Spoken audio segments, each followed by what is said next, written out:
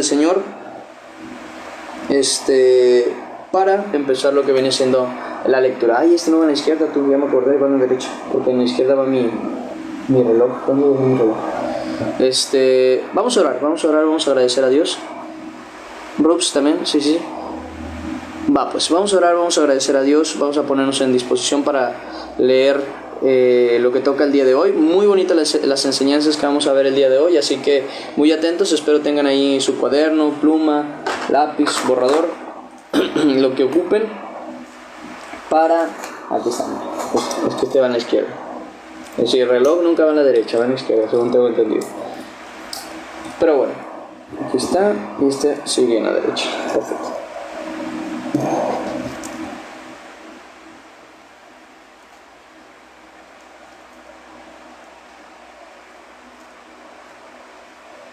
Pues muy bien, vamos a comenzar. Vamos a orar. Buenos días, Narujuku, ¿cómo estás? Señor Padre, Dios bendito, te damos gracias que hoy nos das esta oportunidad y esta bendición, Señor, de estar aquí reunidos en tu nombre. Padre, que tu palabra fluya en nuestros corazones hoy, que nos des entendimiento, razón y un corazón dispuesto, Señor, porque necesitamos, no solo necesitamos, queremos más de ti, Señor. Queremos estar cada vez más y más siéndote agradables, Padre, tal y como dice Pablo, estando ausentes o no del cuerpo, buscamos serte agradables, Señor. Entonces te pedimos, Señor, que por favor nos des esta oportunidad, aprender de tu palabra, de no solo aprender, sino también llevarlo a la obra, hacerlo en la práctica, que nuestro corazón esté entregado a ti y nos permitas dar ese cambio, esa vida que tú esperas, Señor, y quieres que vivamos. Te lo rogamos y suplicamos en el nombre de Cristo Jesús. Amén y amén. Dice, ¿qué pasó? Bendecido mañana. Bien. Muy bien, vamos a empezar. Esto se encuentra, como dijimos, en el segundo libro de Reyes, capítulo 3, versículo 1 al 12. Segundo libro de Reyes, capítulo 3, versículo 1 al 12. Y dice de la siguiente manera. Ahí estamos. Joram, hijo de Acab, comenzó a reinar en Samaria sobre Israel el año 18 de Josafat, rey de Judá, y reinó 12 años.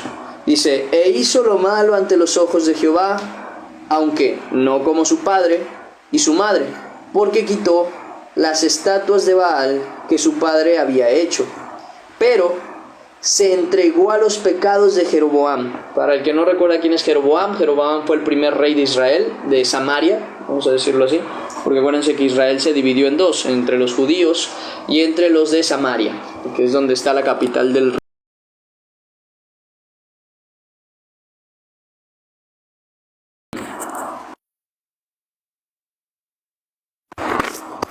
Disculpen, fallo técnico.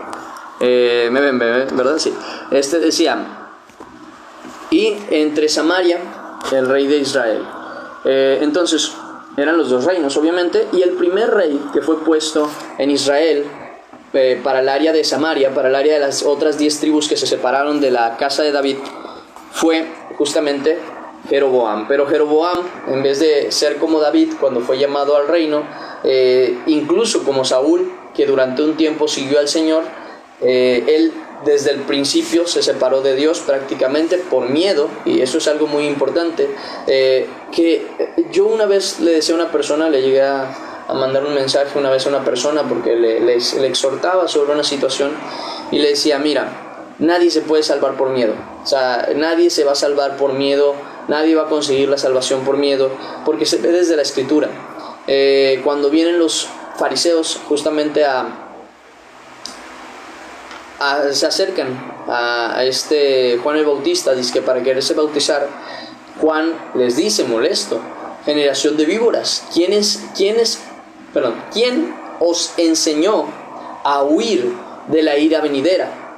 Id y haced frutos de verdadero arrepentimiento, y no penséis decir dentro de vosotros, Abraham tenemos por padre, porque os digo que Dios puede levantar aún de estas piedras hijos a Abraham. Entonces, ¿qué es lo que está llegando a enseñar? Que no hay posibilidades de que una persona se salve por miedo. Porque hay gente que piensa, en el mundo obviamente en ignorancia, porque no conoce de la verdad ni de la palabra, que nosotros, por ejemplo, incluso se pone en un ámbito moral superior, porque a la gente siempre le gusta ponerse en un ámbito moral superior, sobre todo a la gente que no cree en Dios, como que quiere siempre ponerse por sobre las demás personas. No, es que tú tienes a tu Dios, tú haces las cosas por miedo, yo no. Esa es la idea que ellos tienen, de que no, es que ustedes la hacen por miedo, yo las hago porque soy bueno. Arrogancia, al final de cuentas, pero de por sí también es un error, porque ningún creyente, y esto se lo aclaro también a ustedes, ningún creyente, que no quiere decir que no temamos a Dios, claro que hay que temerle, sobre todo con un temor reverente. Si hay algo que nos tiene que dar miedo es el Señor, su poderío, su gran autoridad, es el único que puede echar al infierno, pero el puro miedo no puede salvar. El puro miedo no puede salvar a nadie.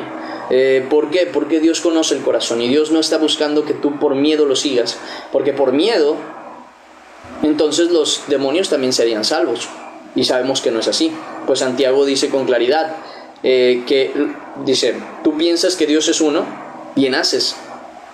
Los demonios también creen y tiemblan, o sea, tienen miedo. Pero ¿por qué ellos no van a alcanzar salvación? Porque hay una gran diferencia entre tener miedo y tener arrepentimiento, que es lo que justamente dice Juan el Bautista, ¿no? Y haced frutos de verdadero arrepentimiento, algo que por cierto ¿cómo se llama? Pablo llega a repetir un día, que tiene que testificar sobre lo que él hace, y dice, ciertamente yo he enseñado tanto a judíos como a gentiles que se arrepientan, no, que cambien, que se entreguen al Señor, que crean en Él, dando frutos de verdadero arrepentimiento. O sea, es algo que sí o sí tiene que estar. Pero bueno, el punto de esta cuestión es que nadie puede salvarse solo por miedo. Es un dato que me gustaría dejar claro. Sé que en el mundo ellos piensan que lo que hacemos, lo hacemos por miedo, que hacemos las cosas bien por miedo a que quedemos mal delante de Dios, pero en realidad no debe ser así, si es que es el caso. Al contrario, debemos hacer las cosas por amor. Y cuando nosotros entendemos el amor de Dios, y cuando nosotros mismos hacemos las cosas por amor, el temor se va. Incluso Juan lo llega a mencionar así, que el que tiene temor no ha sido perfeccionado en el amor, porque el perfecto amor echa fuera todo temor. Y eso es temor hacia la gente, temor a decir de la palabra, lo cual vamos a ver ahorita, temor hacia Dios mismo, no como un temor reverente. Ese siempre tiene que estar al final de cuentas, y siempre va a estar, porque nos es imposible cuando conoces y entiendes quién es Dios, no temer a su gran poder, pero no un temor de miedo. ¿Por qué? Porque simple y sencillamente no crees que Dios te vaya a hacer daño. ¿Por qué?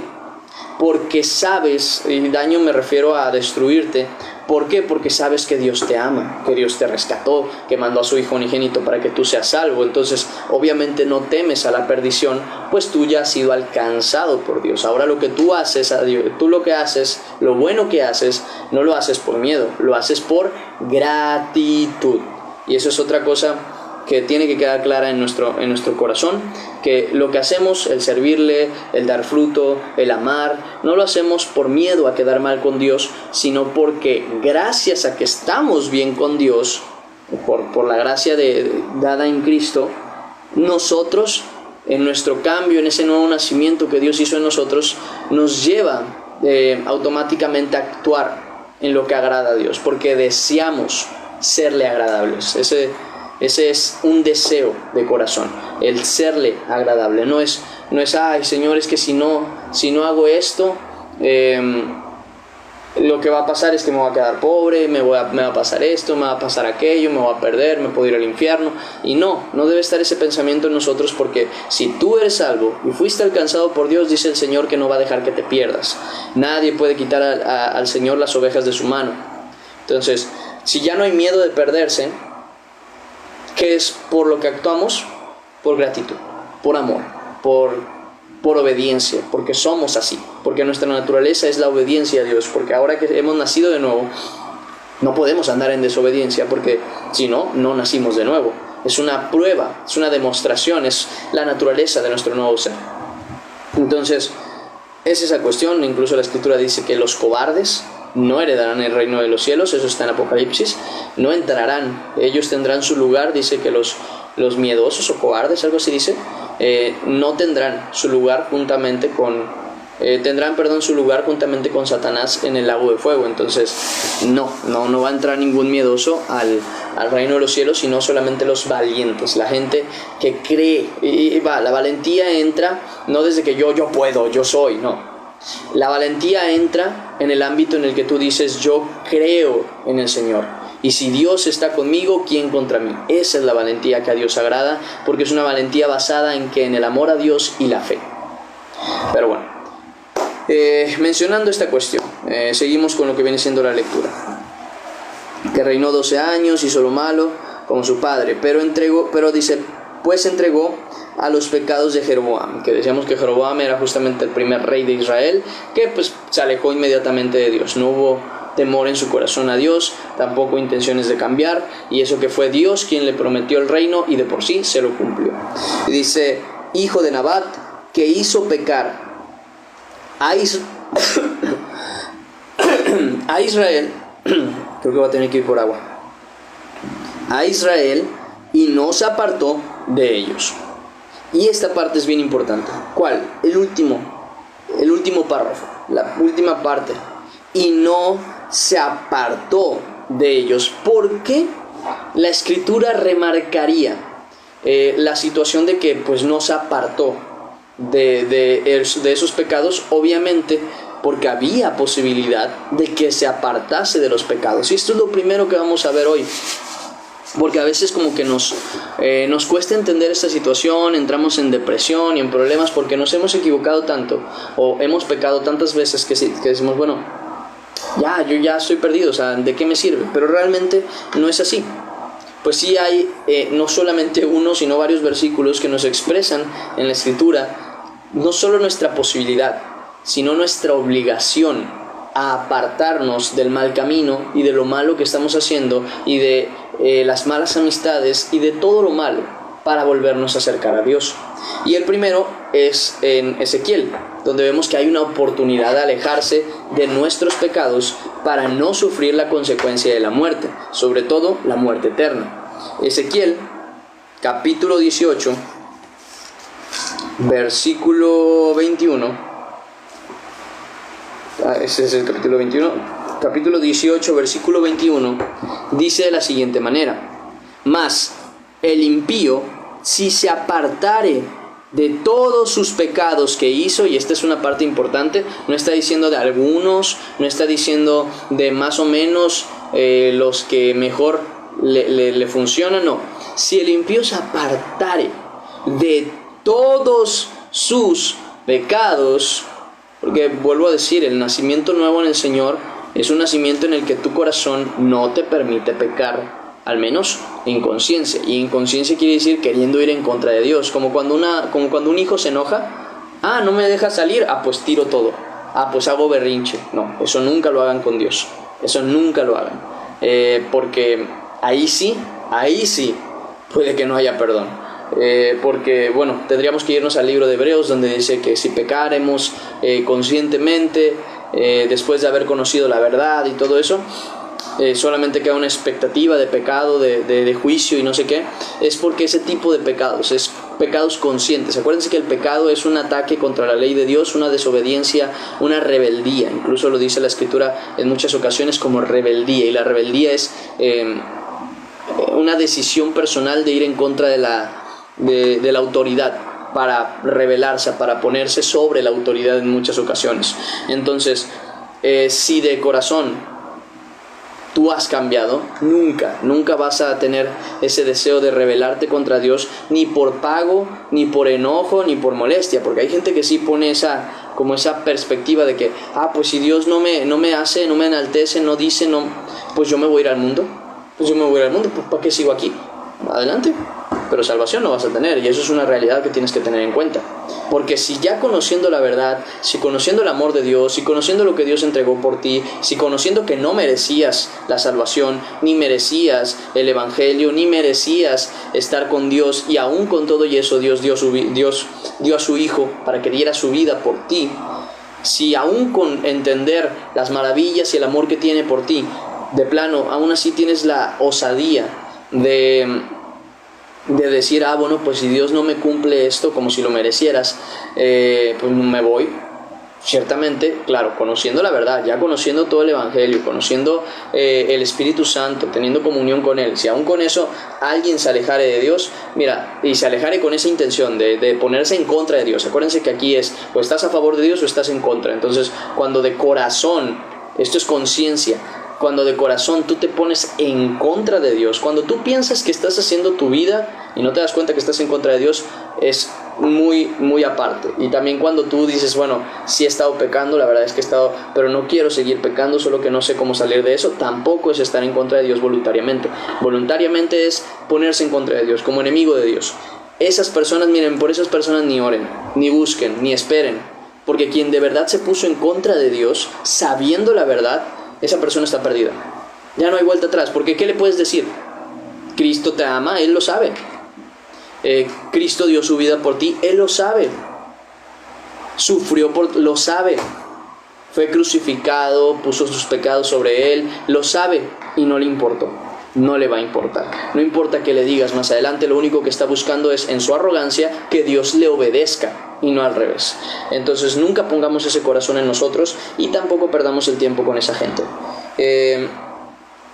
Y bueno, lo digo muy fácil, ¿no? Pero seguramente cuando tu hijo, tu hija, tu padre, tu madre son las que hacen específicamente eso, no es tan sencillo, pero hay que aprender a que, como dice el Señor, el que no aborrece a su padre, a su madre, a su hermano, incluso su propia vida, no es digno de mí. Y se refiere específicamente a ese tipo de situaciones, a ese tipo de detalles en donde tú no puedes poner a cualquier otra persona por sobre Dios. Es más, creo que hay una referencia de ese texto con otro texto que está puesto en otra parte que dice de manera diferente, pero al final de cuentas es la misma enseñanza. El que ama a padre, a madre, a hijo o a hija más que a mí, no es digno de mí.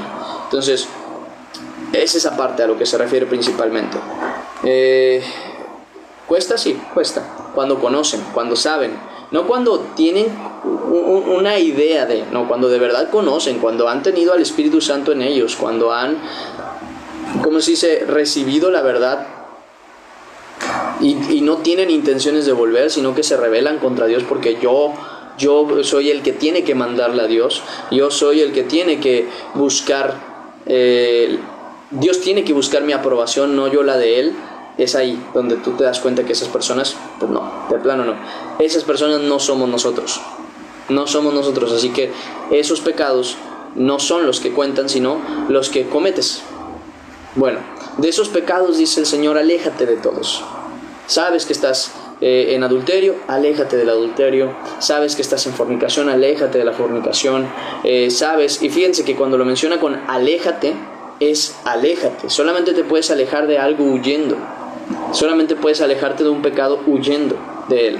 Si sabes que una cierta amistad no te conviene porque te lleva a pecar, vete de ahí. Si sabes que una pareja no te está apoyando para que dejen el pecado, vete de ahí. Y más vale de quedar mal con esa persona a quedar mal con Dios, porque simple y sencillamente no te está ayudando, te está llevando a la perdición, y para acabarla muy probablemente tú estás haciendo lo mismo con esa persona. Entonces, sí, que tengamos esa conciencia, apártense de todo el mal, de todo pecado.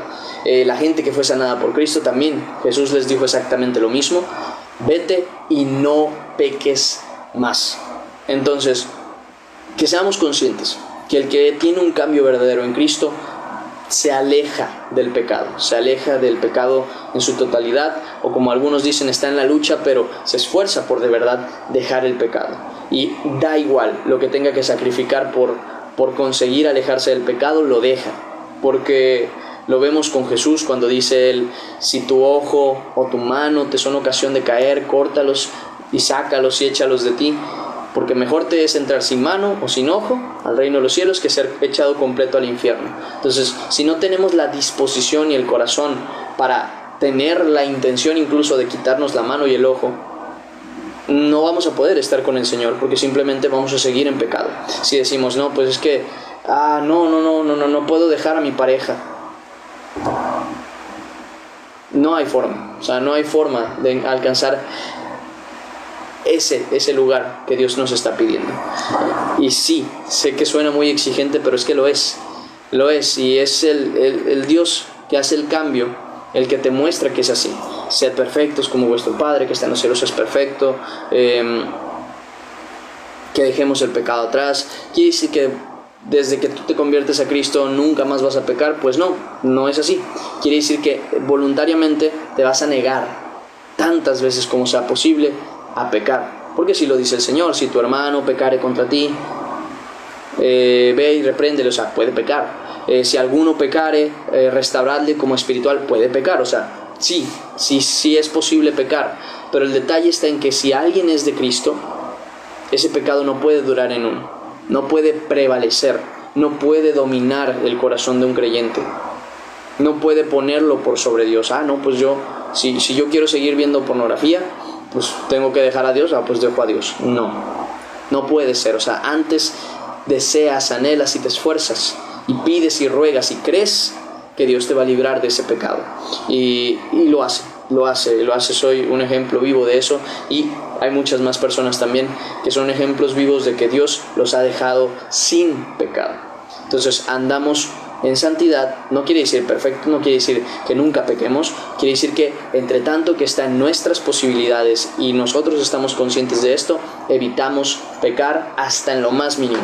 Hubo una frase que ayer estaba escuchando, yo creo que por algo la escuché, que decía que el que tiene un verdadero cambio en Cristo no es la persona como tal que menos peca o que peca menos, sino el que más se arrepiente. Porque, y esto lo tengo como testigo yo, porque de verdad cosas que a lo mejor antes no eran malas para mí, ahora me arrepiento de hacerlas. Y al día de hoy, o sea, cada vez cuando tú te acercas a Dios, cada vez el pecado es menos tolerable. Llega un momento en el que ya una cosa ya no es posible tolerarla que antes para ti era normal. Doy un ejemplo.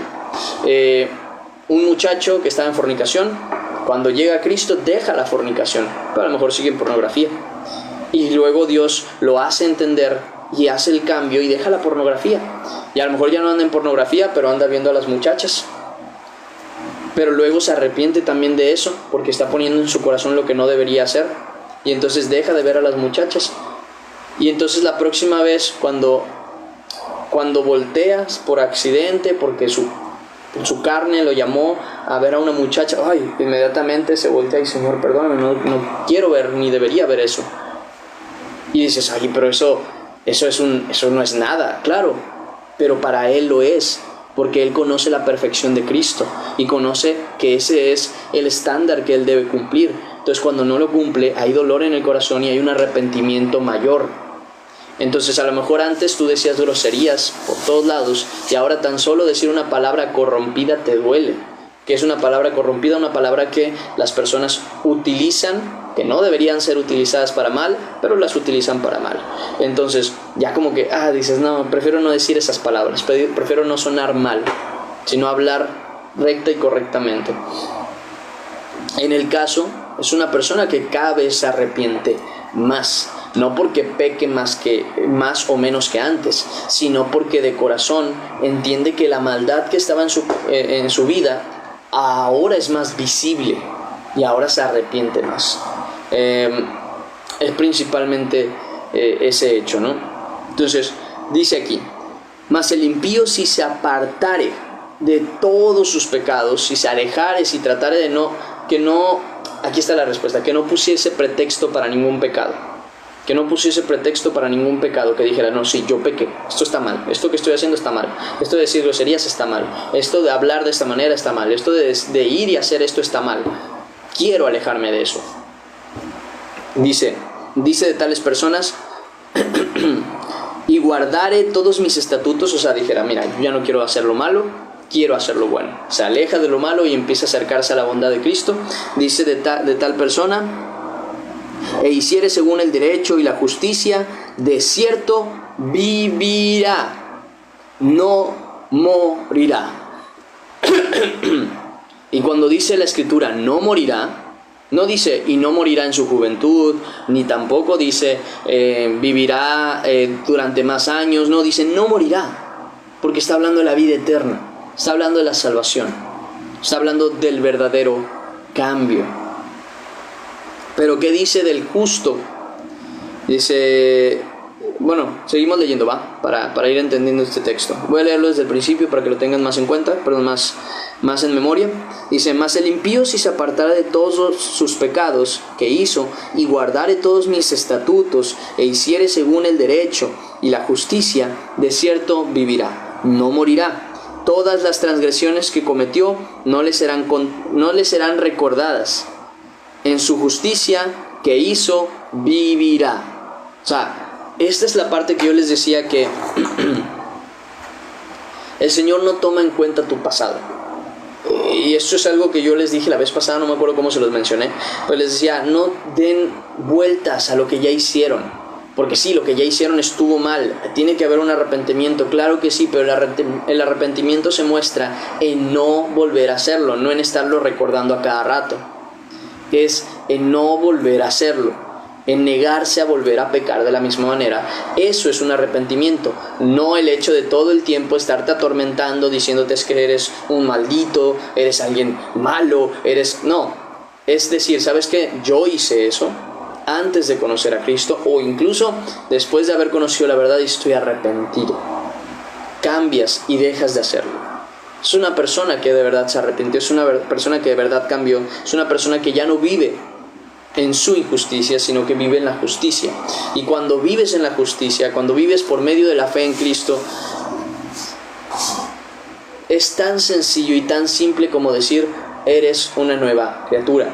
Pero por lo mismo tienes que tener dos cosas en cuenta. Una, lo que hacías ya no lo puedes seguir haciendo, porque tú ya no eres esa persona. Y esa segunda parte es eso, que tú ya no eres esa persona que eras. Yo incluso doy un consejo diciendo que si te es posible tratar a tu antiguo yo como un tercero, hazlo. Por ejemplo, esa persona que antes era yo, o sea, ya no lo soy. Esa persona ya no soy yo ya no lo puedo tomar como yo. Esa persona que antes no conocía a Dios, le fascinaba el pecado. A esta persona que Dios restauró, hizo nacer de nuevo y creó en su espíritu, aborrece el pecado. Esa es una realidad que tenemos que tener en cuenta. Entonces, entre tanto que puedan tratar a su yo antiguo como un tercero, háganlo, pero créanlo y vívanlo como tal. Si yo antes, por ejemplo, decía de la cuestión de las groserías, si yo antes era mucho de decir groserías, si ese hombre decía groserías, pues yo ahora no las digo, porque ese muchacho, ese joven, ese hombre muerto en pecado, ya no soy yo. Y si no soy yo, pues no me puedo comportar igual que él. Por eso está escrito que si hemos muerto al pecado, ¿cómo entonces viviremos aún en él? No, pero es que a ti te encantaba la cerveza. No confundas. A mí no. A ese hombre que no conocía a Dios, que no había sido alcanzado por Dios, a ese hombre le encantaba tomar. Yo, que nací de nuevo en Cristo, aborrezco el alcohol. Así de simple. Es un cambio radical, es un cambio total, el cual se tiene que reflejar hasta en tu propia creencia. Denme un minuto porque me duele la espalda. Aquí, hijo. Traía una mala posición y me estaba doliendo la espalda. Decía, entonces, entre tanto que lo puedan manejar así, sé que a la gente no lo va a poder creer a la primera. Incluso yo se los digo así con las relaciones. A lo mejor tú, varón, tuviste una pareja a la que le fallaste, a la que le fuiste ya sea infiel, fuiste cruel con ella, incluso pudiste haber agredido a esa persona. Pero en cuanto tú llegaste a Cristo, tú sabes que eso que hiciste estuvo mal.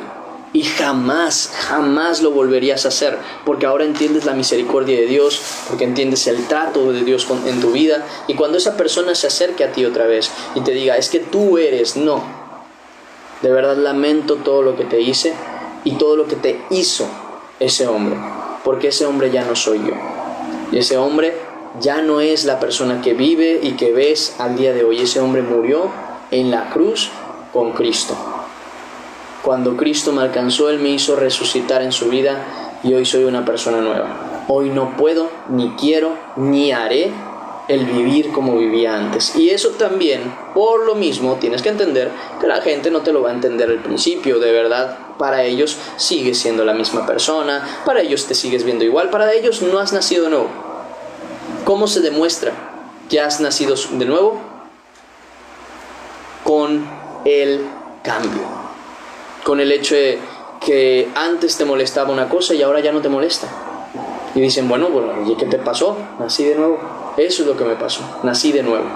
Nací de nuevo en Cristo. Y ese hombre que se molestaba por cosas tan absurdas, no soy yo. Yo soy con Cristo. Y con Cristo no hay pecado. Por tanto, yo no puedo seguir viviendo en el pecado y disfrutando del pecado porque ya no soy yo.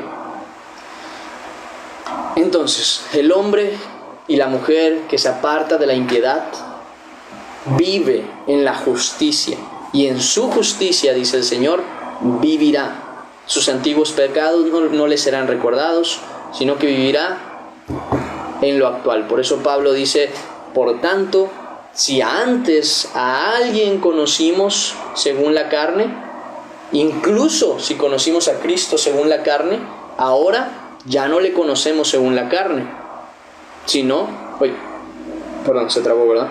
Sino según el Espíritu. Entonces seguimos esta lectura y dice, no le serán recordadas, en su justicia, ¿qué hizo? Vivirá. Siguiente versículo dice, ¿quiero yo la muerte del impío? Dice Jehová el Señor, ¿no vivirá si se apartare de sus caminos? Dice más, y ahora también está esta consecuencia, que es lo que yo les hablaba al inicio, ¿no? De las personas que, teniendo conocimiento de la verdad, se alejaron de la verdad. Bueno, también menciona esto. Mas si el justo se apartare de su justicia y cometiere maldad e hiciere conforme a todas las abominaciones que el impío hizo, vivirá él. Ninguna de las justicias que hizo le serán tenidas en cuenta. Por su rebelión, ¿ven a lo que me refiero? Eso es exactamente a lo que yo me refería cuando digo de pecar conscientemente. Cuando lo haces, es que prácticamente lo haces por odio a Dios. Así como nosotros andamos en justicia, en santidad, en verdad, por amor a Dios, así también el que anda en pecado, en un pecado de rebelión, en un pecado consciente, lo hace por odio, por aborrecer a Dios. Por eso Jesús dice, sin causa me aborrecieron, porque aún haciéndolo todo bien Dios para con nosotros, aún así la gente le aborrece. Y dice de estos, dice, por su rebelión con que prevaricó y por el pecado que cometió. O sea, ven que es una cuestión que pone separado, porque al final de cuentas una cosa es cometer pecado, pero otra cosa es rebelarse, ya cuando pecas voluntariamente. Dice, por su rebelión y por su pecado, dice, que cometió, por ello morirá. Dice, y si dijereis, no es recto el camino del Señor, oíd ahora, casa de Israel. Porque entraban en eso, bueno, o sea, si alguien hizo todo lo malo y luego yo hice todo lo bueno, pero al final me alejé de Dios, pues sí, porque tú conociendo a Dios no te mantuviste con Dios, tú no eras de Dios. Porque si fueses de Dios, Dios no te dejaría apartarte. Y si te dejó apartarte es porque de corazón nunca fuiste de Dios. A lo mejor anduviste en justicia por justicia personal, por querer ser reconocido como alguien bueno, pero no por amor a Dios. Porque si tú amaste a Dios, el amor nunca deja de ser. Nunca dejas de amar a Dios, nunca dejas de andar en su verdad. Y si has nacido de nuevo, no puedes seguir viviendo en el antiguo pecado. Y dice, si dijereis, no es recto el camino del Señor, oíd ahora, casa de Israel. ¿No es recto mi camino? ¿No son vuestros caminos torcidos? O sea, ¿no son ustedes los que están mal? Dice, apartándose el justo de su justicia y haciendo iniquidad, él morirá. Dice, por ello, por la iniquidad que hizo, morirá. Dice, y apartándose el impío de su impiedad que hizo, y haciendo según el derecho y la justicia, hará vivir su alma. Y esta es una cuestión importante. Quiere decir que mientras haya vida, hay oportunidad. ¿Qué fue eso? Debe ser de acá. Mientras haya vida, hay oportunidad de arrepentirse. Por eso el Señor dice, Él ha designado un día, hoy. Él ha designado un día, hoy. No mañana, no pasado mañana, no ayer, para que no se atormenten con el ayer. Es hoy. Ayer no lo escuché, hoy lo voy a escuchar, hoy quiero cambiar, hoy me quiero entregar, hoy de corazón quiero nacer en Cristo. Y miren, si yo creo que Dios ha hablado tanto del nacimiento nuevo y lo ha hecho en estos últimos días, pienso que es porque hay uno o algunos que saben que de corazón se quieren entregar a Dios. Y cada día que Dios lo dice y lo repite es esa nueva oportunidad del hoy, del día de hoy que Dios vuelve a tener misericordia y paciencia para con nosotros. No duden, vale la pena. Y no solo porque vale la pena, es por amor y gratitud. Dios ya hizo la obra de salvación. A nosotros nos queda creer en Él. Y por creer en Él, vivir en la justicia y en la verdad. Nacer de nuevo, dejando atrás al viejo hombre, negándonos a volver a morir con ese hombre y aferrándonos con fuerza a vivir en el nuevo hombre que es en Cristo Jesús. No de otra manera, sino así, con amor a Dios. Por cierto, bueno, luego lo digo. Uy, casi rayo mi Biblia. Sigue diciendo, de su justicia dice, apartándose el impío de su impiedad que hizo, y haciendo según el derecho y la justicia, hará vivir su alma. O sea, el justo por su impiedad morirá, pero si no ha muerto, aún se puede volver a su justicia. Pero el impío, si aún no ha muerto, puede ir a la justicia, pero si sigue viviendo en su pecado, morirá por su pecado. Entonces, entre tanto que haya vida, hay oportunidad de cambiar. Dice,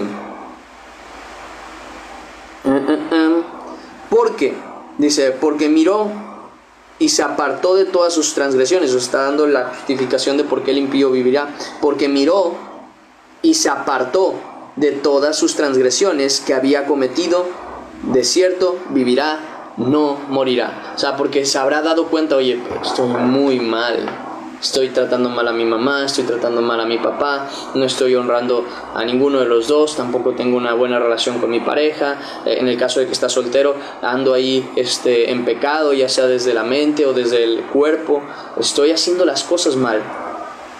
Yo no quiero vivir esta vida sin Dios.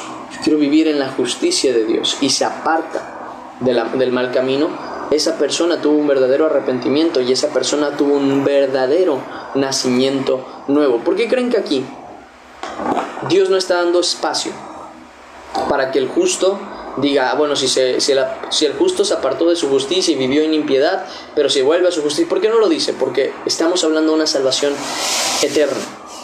Eso quiere decir que el que conoce la verdad, el que recibe al Espíritu, vive en Él, nace de nuevo y aún así hace morir su nuevo hombre y dice, no, pues ¿sabes qué? Quiero volver a vivir en mis pecados. No hay vuelta atrás, no hay vuelta atrás. Es una rebelión total contra Dios, porque no es pequé, me necesito arrepentir, necesito cambiar. No, es bueno, no me importa. Eso es lo que no va a haber vuelta atrás. Y bueno, miren, esas personas ni siquiera se preocupan. Es como que dicen, bueno, tampoco me interesa. Y viven en su pecado. No pierdan el tiempo con esas personas. No lo pierdan.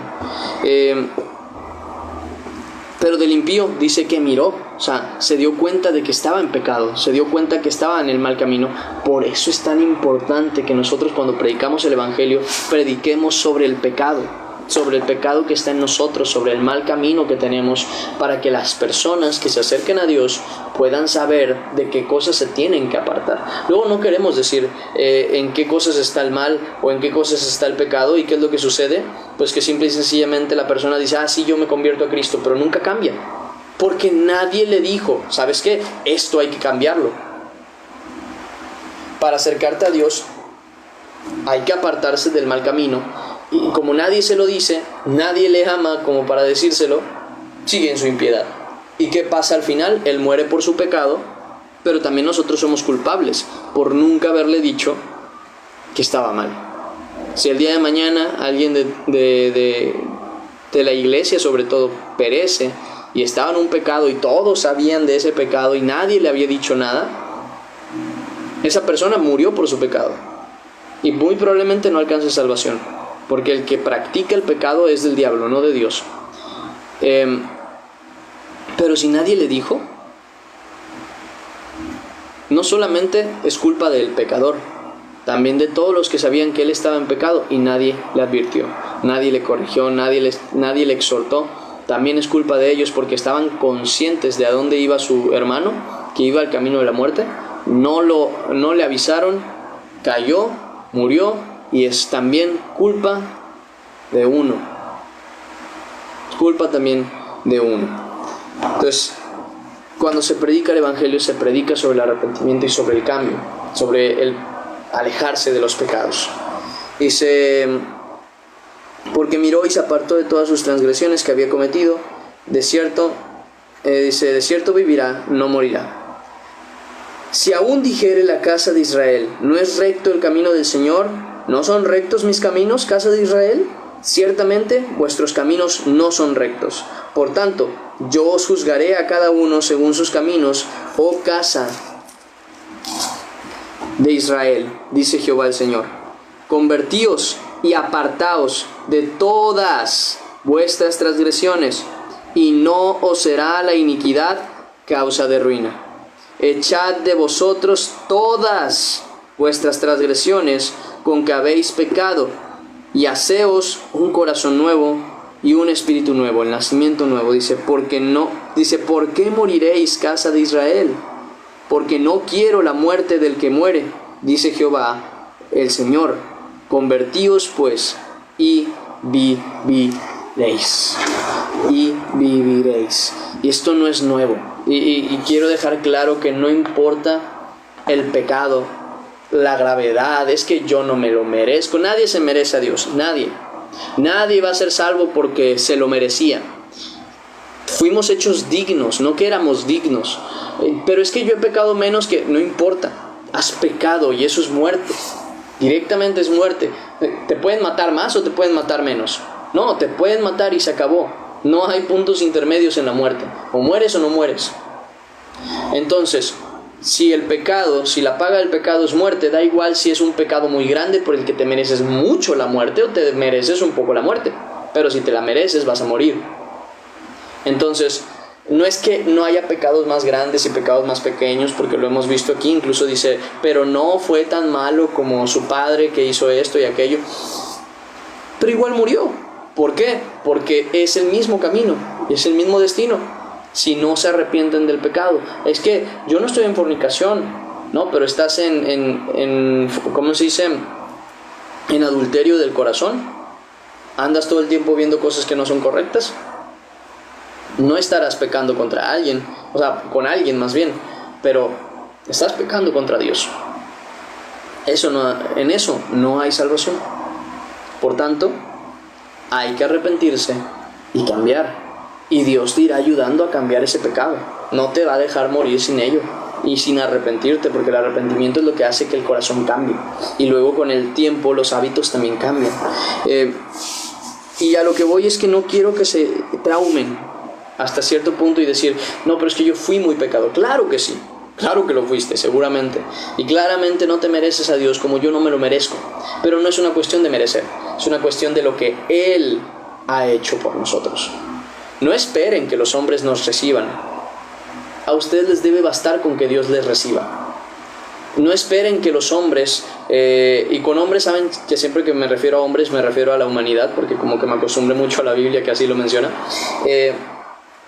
No esperen que los hombres los acepten como limpios o libres de pecado. Ni siquiera insistan porque lo hagan. Ustedes delante de Dios muéstrense limpios de pecado. Ustedes delante de Dios muéstrense puros. Ustedes delante de Dios muéstrense obedientes.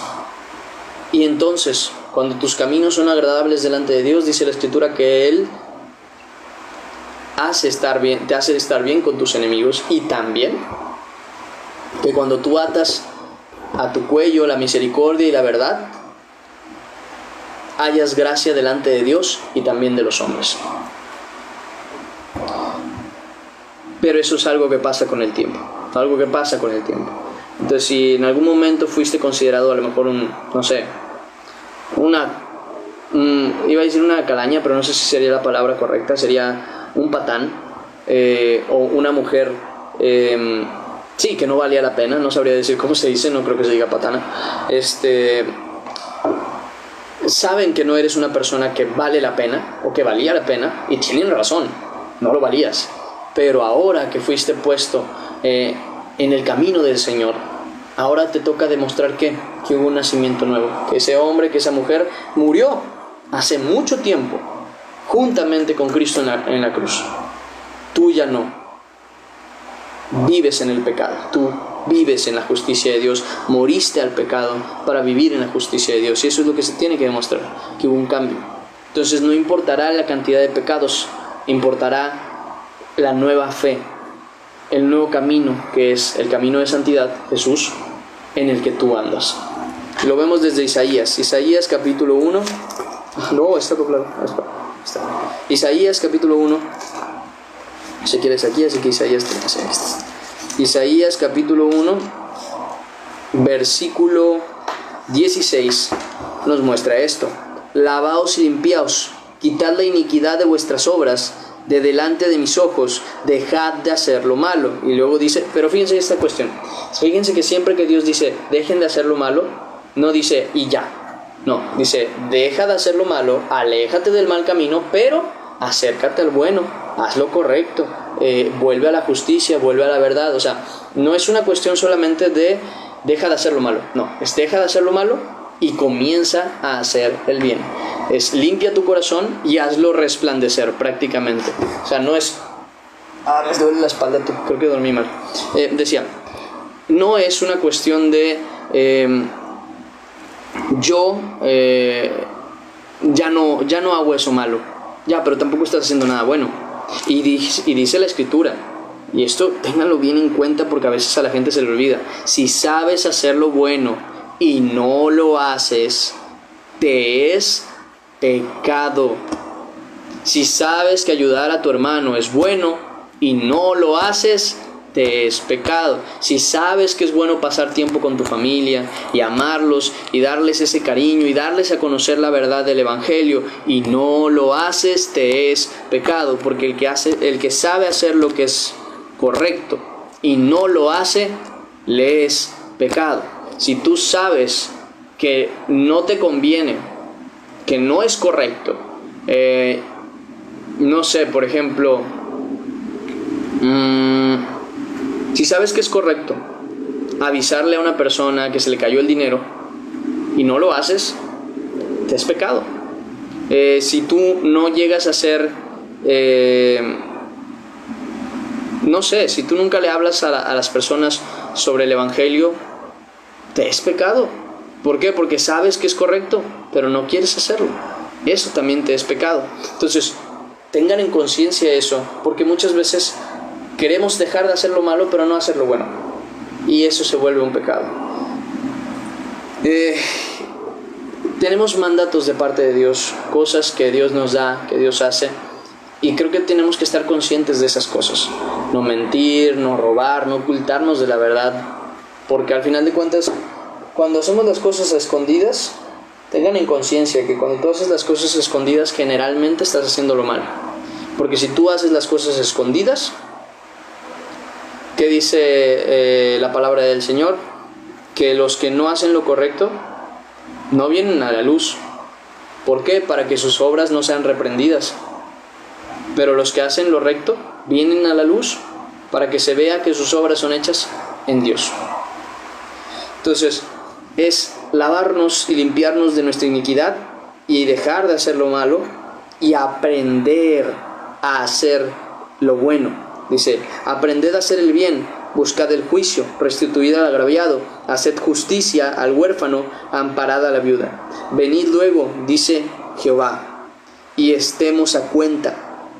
Si vuestros pecados fueren como la grana, o sea, si fueren rojos, como la nieve serán emblanquecidos. No importa qué tanto nivel de pecado sientas que tuviste, Dios lo puede limpiar, Dios lo puede perdonar, Dios se puede encargar. Dice, si fueren rojos como el carmesí, vendrán a ser como blanca lana. Entonces, llegamos a esa misma conclusión. Si confesáremos nuestros pecados, Él es fiel y justo para perdonar nuestros pecados. Primera de Juan 1:9. Y si sabemos que Él es fiel y justo para perdonar nuestros pecados, hermanos, no vivamos alejados de Dios. En el libro de Zacarías, capítulo 1, versículo 3,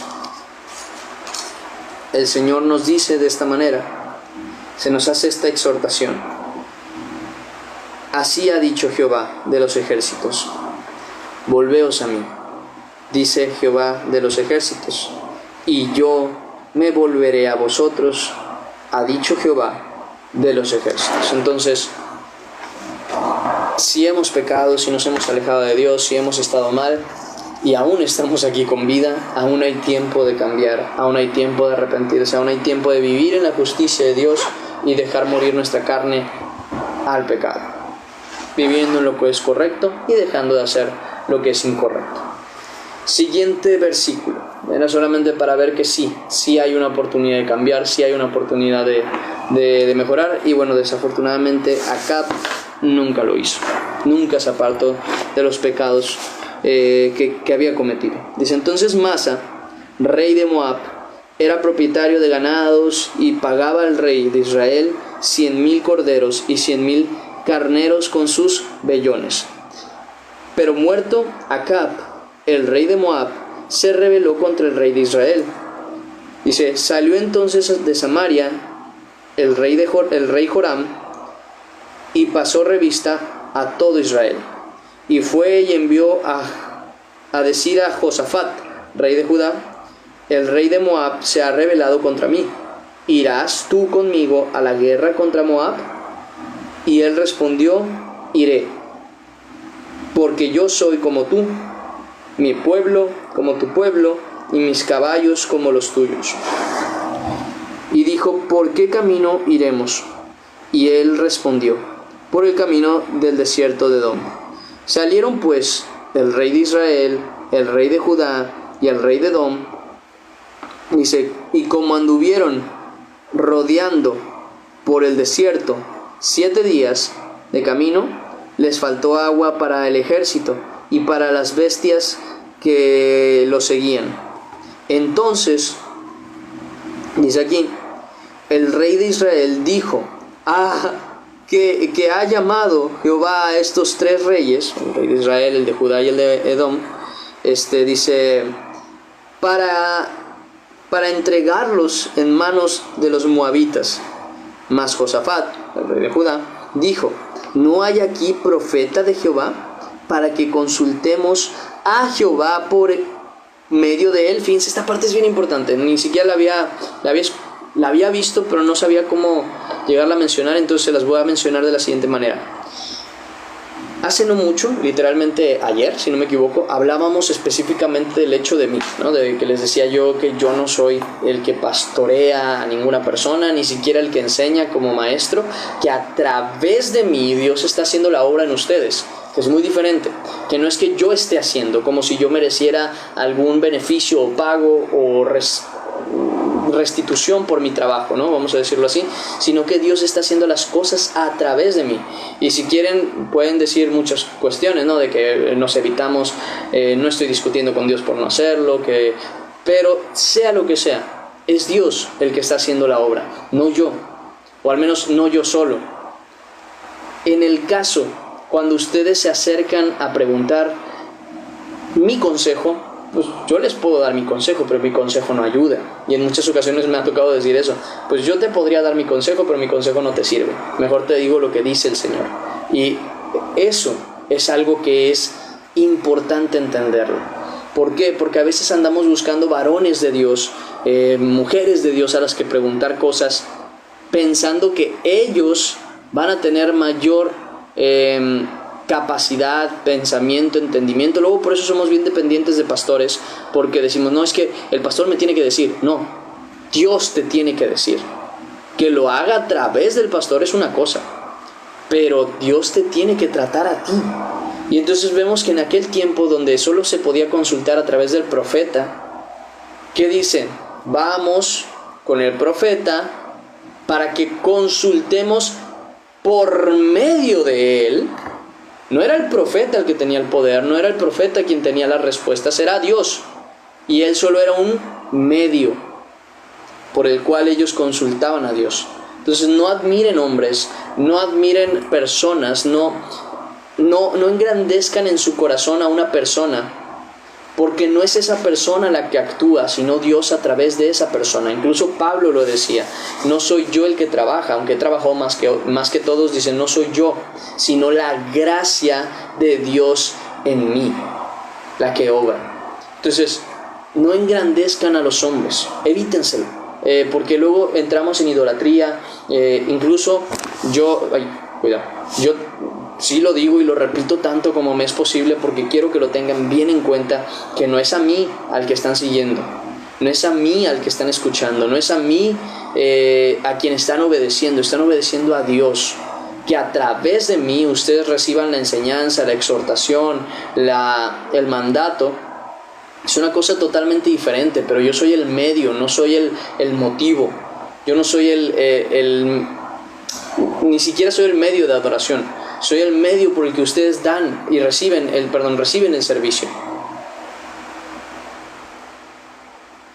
Entonces, si yo les doy lo que doy de amor, o lo que doy de palabra, o lo que doy de tiempo, yo no lo hago, primero que nada, porque yo tenga que ser engrandecido. No, yo no soy quien debe ser engrandecido. Quien tiene que ser engrandecido, es Dios. Fíjense, justamente por eso es que la foto de perfil, aquí está. Creo que les debería salir aquí, pero no estoy seguro. Por eso mismo es que la foto de perfil cambió, porque la intención es que sea conocido ¿quién? Dios. Es más, la intención de este canal es dar a conocer a Dios como Él es, lo que Él le enseña, lo que a Él le agrada, lo que es correcto para Dios, porque es para Dios, no es para mí. Yo el día de mañana puedo desaparecer y Dios seguirá dándose a conocer al mundo. Por tanto, sí, yo sé que sí les he dicho mi nombre, pero a quien tenga dudas sobre mi nombre no importa, realmente no importa. Si lo quieren preguntar para orar por mí, lo agradezco, pero yo no soy el que importa. El que importa es Dios. Yo no soy el que tiene que ser dado a conocer. El que tiene que ser dado a conocer es Dios. Yo no soy el que se tiene que hacer famoso, es Dios quien tiene que hacerse conocido. Esa es la realidad que nosotros tenemos que tener bien clara, para que nunca entremos en contradicciones, en problemas, en idolatrías o incluso en arrogancia. No es por mí, ni es para mí, ni soy yo, ni me siguen a mí. Son seguidores de Cristo y yo uno también con ustedes. Por eso mismo siempre lo digo y creo que lo repito tanto como me es posible, no para fastidiarlos, yo sé que lo saben, es porque es más seguro el afirmar y recordar y recordarles y recordarme que esto no es para mí, ni por mí, ni de mí, viene de Dios para ustedes, por amor de ustedes y por amor a Dios. Entonces, así como el profeta se consultaba no por el profeta, sino por Dios, y a través y por medio del profeta se consultaba a Dios, así de la misma manera ustedes reciben enseñanza, palabra, tiempo, no de mí ni por mí, sino de Dios a través de mí. Y así es con todos. No pongan en su corazón, no santifiquen en su corazón a un hombre, de manera que lo tengan como una fuente de adoración, sino santifiquen, como dice 1 Pedro 3:15, santifiquen al Señor, su Dios, en sus corazones. A Dios. El lugar es de Dios, el primer lugar es de Dios, la admiración es para Dios, la entrega es para Dios, el ejemplo es Cristo, no nosotros. Esa parte que nunca se les olvide. Pueden llegar a tomar ejemplo de las personas que ustedes admiran, que ven que hacen la obra del Señor. Claro que pueden llegar a tomar ejemplo. Incluso Pablo mismo decía, sed imitadores míos como yo de Cristo. Pero lo que está diciendo Pablo ahí es, no es que quieran ser como Pablo, es que quieran como Pablo ser como Cristo. Esa es la cuestión, esa es la realidad, ese es el deseo del corazón. Lo mismo aquí. Busquen seguir a Cristo. Ese es el principal, es su pastor, que a través de muchos hombres Dios pastorea a su iglesia. No quita que el que está pastoreando a su iglesia es Dios. Por eso dice, yo soy el buen pastor. Y también en otros textos dice David, Jehová es mi pastor, o sea, Dios es mi pastor, Yahvé es mi pastor, no el hombre. Si por medio del hombre somos pastoreados, también por medio del hombre mostramos nuestro amor a Dios, porque mostramos amor hacia las personas que nos sirven. Literalmente es lo que hacemos los que predicamos y enseñamos. Estamos haciendo un servicio para ustedes. Mostramos nuestro amor hacia los que nos sirven, dándoles gratitud, orando por ellos, ayudándolos en lo que necesitan. Y es la manera en la que mostramos amor a Dios, pero tiene que ser primeramente a Dios, para que entonces el amor a esa persona sea verdaderamente recibido, porque es un amor que llega a la persona y sube a Dios. Es solo también otro medio por el que mostramos amor a Dios, y nuestro agradecimiento a Dios al ayudar a los santos, a los que Él ha puesto por servicio. Era más que nada eso. Dice la siguiente parte, dice, para que consultemos a Jehová por medio de él. Dice, y uno de sus siervos del rey de Israel respondió y dijo, he aquí Eliseo, hijo de Safat, que servía a Elías. Y Josafat dijo, este tendrá palabra de Jehová. Y descendieron a él el rey de Israel y Josafat y el rey de Edom. Y aquí me voy a detener otra vez para decirles cuán importante es que la gente conozca y sepa que tú eres un hijo y siervo de Dios. Que tú eres siervo de Jesucristo y que tú eres cristiano. No te dé vergüenza esa verdad. Al contrario, enorgullécete de ser de Cristo. Vamos a 1 Corintios, capítulo 4, versículo 14. Versículo 1. 1 Corintios, capítulo 4, versículo 1. Hechos, Romanos, Corintios, aquí está. 4, 1. Fíjense cómo dice Pablo. Así pues, téngannos los hombres, o sea, la gente sepa, conozca que somos servidores de Cristo y administradores de los misterios de Dios. En otras palabras, es necesario que la gente sepa que nosotros somos siervos de Jesucristo y que tenemos conocimiento de los misterios de Dios. Por tanto, hay dos obligaciones. Una, ser siervos, obedientes a Cristo. Y dos, aprender y conocer de Dios. Porque ¿cómo podemos ser siervos de Cristo si no le obedecemos? ¿Y cómo podemos ser administradores de los misterios de Dios si los misterios de Dios no los conocemos? Simple y sencillamente son dos obligaciones que tenemos, y al cumplir con esas obligaciones también es necesario que los hombres externos y dentro de la iglesia sepan que somos siervos de Dios. Mateo es un gran ejemplo de esto. Mateo capítulo 5, el libro de Mateo es un gran una gran explicación de este tema cuando Jesús dice de la siguiente manera: vosotros sois la luz del mundo. Una ciudad asentada sobre un monte no se puede esconder. O sea, si ustedes son de Cristo, no pueden ocultar que son de Cristo. Tienen que mostrar que son de Cristo. ¿Cómo? En imagen y en acción. O más bien, para ser más claro, en acción de corazón y en imagen.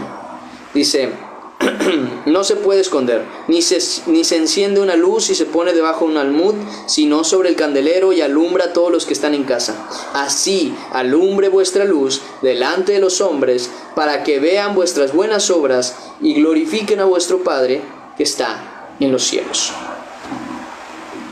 Es necesario que nos conozcan como hijos de Dios, es necesario que nos conozcan como siervos de Jesucristo, es necesario que nos conozcan como un lugar al que alguien puede atender y venir cuando tiene necesidad de conocer de Dios. Así que no se avergüencen nunca del Señor que los rescató, nunca, por favor. No les dé pena decir, yo soy de Cristo, yo soy cristiano. Y si se burlan de que, ay no, sí, los cristianos, que yo soy cristiano, yo soy de Cristo. Y si dicen lo que, no importa, yo estoy feliz de ser de Cristo, yo estoy orgulloso de ser de Cristo. Porque si hay, miren, por algo, no sé si vieron el título de hoy, pero el título de hoy se llamaba Oportunidad de Cambio y el Buen Orgullo, o algo así. El único orgullo, incluso la Escritura lo dice, si el que se gloríese en el Señor. Si hay un orgullo que es agradable delante de Dios, es el orgullo de saber que somos de Dios. No que nosotros somos algo, sino de que somos de Dios. Si yo estoy orgulloso de algo, es que soy siervo de Cristo. Si yo de algo puedo estar orgulloso, es que soy esclavo, por así decirlo, pero del Señor, de Dios. Si yo algo puedo estar orgulloso, es de que soy hijo de Dios. Entonces, si hay un orgullo por el que no podemos, que no debemos dejar, es el de ser de Cristo. Y ese mismo orgullo es el que nos tiene que llevar a desear que otros también sean de Cristo. No es lo mismo enorgullecerse de uno, decir, no, yo estoy orgulloso de ser yo, no. Yo estoy orgulloso de que Cristo me rescató. Estoy orgulloso de mi Señor. Estoy orgulloso de decir con libertad, yo soy de Cristo, de aquí hasta la muerte. Y después de la muerte también. Si hay algo por lo que vale la pena estar orgullosos, es de que Dios nos miró, nos conoció y nos alcanzó. Así que no se avergüencen de nuestro Señor. Primera Timoteo, capítulo 1, versículo 8. Segunda carta a Timoteo. Segunda de Timoteo. Segunda a Timoteo. Efesios está un poquito después de Tesalonicenses, después de la primera de Timoteo. Aquí está segunda carta de Timoteo, capítulo 1, versículo 8, que dice: por tanto, no te avergüences de dar testimonio de nuestro Señor. Y también dice, ni de mí, preso suyo, porque también, esto es otra cosa que voy a decirles ahorita, ni de mí, preso suyo, sino participa de las aflicciones por el Evangelio según el poder de Dios. Si tú sabes que hay un hijo de Dios, no te sientas avergonzado de decir que es tu hermano. No te sientas avergonzado de lo que Él enseña. Si de corazón es una persona que está entregada a Dios. Por eso mismo dice Pablo, no te avergüences de mí, aunque estoy en la cárcel. Porque mucha gente se equivoca, y pues se equivoca muy mal. ¿Por qué? Porque dicen, si no le están saliendo las cosas bien, entonces quiere decir que lo que estaba haciendo no era de Dios. No, Pablo estaba en la cárcel. ¿Qué me van a decir? ¿Que tampoco lo que hacía era de Dios porque justamente lo metieron en la cárcel?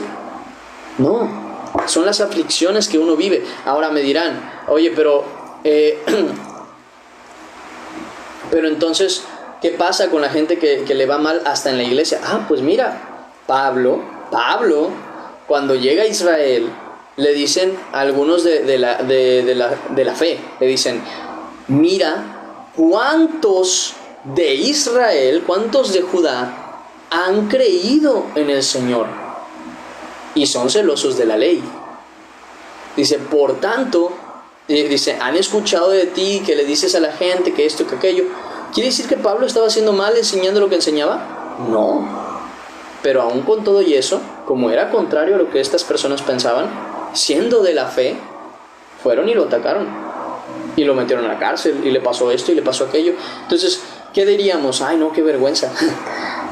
No, entonces no era del Señor, porque mira, ni siquiera ahí lo recibieron. No, para nada. Al contrario, dice, no te avergüences de decir que eres, por ejemplo, no te avergüences de decir que yo te he enseñado, y tampoco te avergüences de decir que Cristo es tu Señor y nuestro Señor. Entonces no nos avergoncemos primero que nada de los que sufren por el Evangelio. Nunca tengamos vergüenza de ello. Tampoco de los que se ponen frente a la cámara y dicen gloria a Dios. ¿Por qué? Porque hoy volví a ver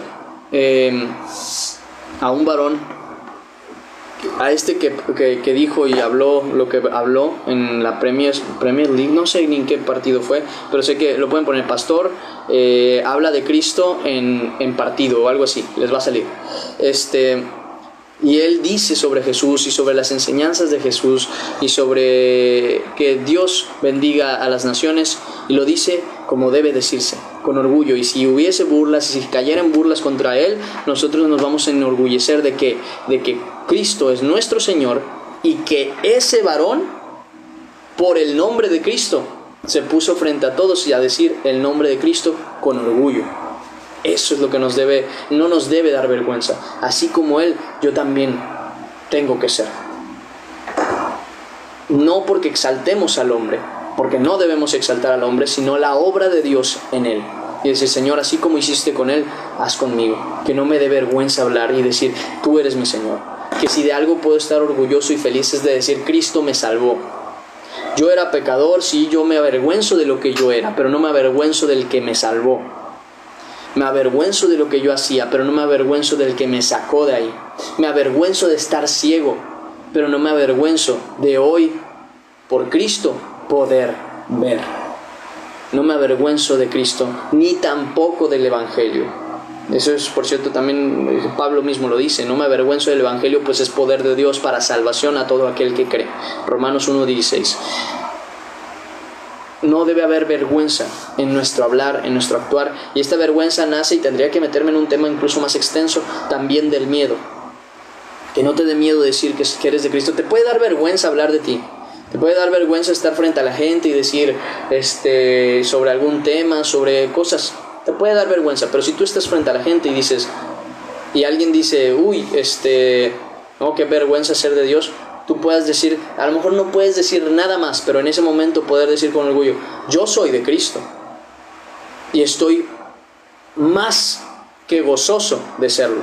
A lo mejor no puedes decir nada más, pero estás feliz de poder decir con orgullo que eres de Cristo. Esa es una cuestión que debe estar en el corazón, siempre. La gente tiene que saber que somos de Cristo. Nos puede dar vergüenza actuar mal, pero no del Señor que nos ha mandado a actuar bien.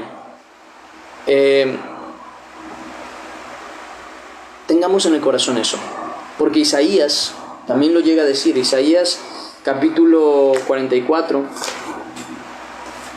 versículo 3: todo aquel que ha recibido al Espíritu Santo, todo aquel que ha recibido a Cristo como su Señor y Salvador, no puede avergonzarse de ser de Cristo, no puede, o sea, simplemente no cabe en el corazón avergonzarse de ser de Cristo. Es más, ha habido personas que son de Cristo, como que les da vergüenza el hablar, y al rato se están arrepintiendo, pero tanto, y les duele tanto en el corazón decir, yo nunca dije, ni me enorgullecí de las palabras del Señor, no me enorgullecí de los mandatos del Señor. Al que hoy pueden llamar a Cristo machista, hoy pueden llamar al Señor machista, yo no puedo llamarlo así, ni me voy a avergonzar de decir que mi Dios es como es. No puedo, porque es mi Dios. Capítulo 44, versículo 3, dice, porque yo derramaré aguas sobre el sequedal y ríos sobre la tierra. Mi espíritu derramaré sobre tu generación, sobre nosotros, y mi bendición sobre tus renuevos. En otras palabras, si tenemos al Espíritu de Dios, que dice de nosotros, y brotarán entre hierba como sauces, junto a las riberas de las aguas. Este dirá, yo soy de Jehová. El otro se llamará del nombre de Jacob. Y y otro escribirá en su mano a Jehová, dice, y se apellidará con el nombre de Israel. En otras palabras, todos diremos, yo estoy muy feliz, muy alegre y muy gozoso ¿de qué? De ser del pueblo de Dios. Y si somos burlados, atacados, señalados, no importa. No importa, porque mi mayor alegría es ser de Cristo. Y ahí, mis hermanos, terminamos la lectura del día de hoy. Tengo que darle ahorita la medicina a la gata, así que vamos a orar, vamos a agradecer a Dios por este tiempo. Vamos a ponernos en disposición y en manos del Señor, y ahorita les empiezan a mandar los versículos para que estén atentos. Nayo, si te tienes que ir ya, de una vez córrele. No quisiera que si tienes la oportunidad de ir para con tu mami, faltes, así que corriendo. Y vamos a orar. Padre Celestial, Señor bendito, te damos gracias. Gracias que has tenido cuidado de nosotros, nos has dado enseñanza, nos has dado verdad, nos sigues redarguyendo y exhortando, Señor, para andar encaminados en lo que a ti te agrada. Gracias porque con eso muestras tu amor al no dejar perdernos. Gracias por todo lo que has dado, Señor, todo lo que das. Permítenos ser fieles a ti. Te lo pedimos en el nombre de Cristo Jesús. Amén y amén. Y ahora sí terminamos el devocional del día de hoy. Ya